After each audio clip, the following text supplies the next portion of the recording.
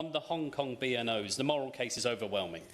We must remember why this scheme exists. It was created in response to Beijing's national security law, when freedoms and rights of Hong Kongers were crushed. People fled oppression. They came here trusting Britain to keep its word. Some of those now living in our country have spoken out against the Chinese government. Going back to Hong Kong is unthinkable for them. And colleagues should be under no illusion about what people are fleeing. In mainland China, repression is systematic. We have seen the incarceration of over 1 million Uyghur Muslims, the silencing of dissent, and the routine use of mass surveillance against ordinary citizens. In Hong Kong, once one of Asia's freest societies, we have seen the steady erosion of rights guaranteed by international treaty. Freedom of the press strangled, freedom of assembly banned, civil society dismantled piece by piece, journalists jailed, students arrested, opposition politicians barred from office or driven into exile.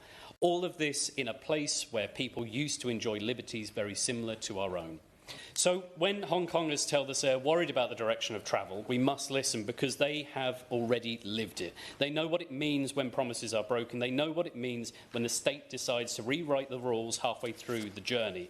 That is why this debate is not just about visa terms, it's about trust and whether Britain will stand by its word. We in this country have always had a proud tradition of standing up for international bullies. When others looked away, Britain was often prepared to say no. This is not right, and we will not let you trample over your people. That tradition is written into our history, from our stance against fascism in Europe to our support for democratic movements across the world. The BNO scheme is part of that tradition. It told the people of Hong Kong, you are not alone, Britain will stand with you. So I would urge the Minister to clarify today, will BNOs be included in these changes? What conversations has the Home Office had with the Foreign Office about the diplomatic consequences of this decision? And does the government regard the BNO scheme as a humanitarian or an economic scheme? Because to my mind, this is clear. This scheme is a humanitarian one, rooted in our duty to protect those who share our values but whose freedoms have been taken away from them. To sum up, both petitions speak to a single principle: fairness.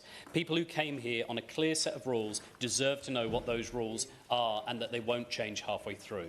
Whether they are skilled workers staffing our hospitals or Hong Kongers seeking refuge from oppression, they are already contributing enormously to our country.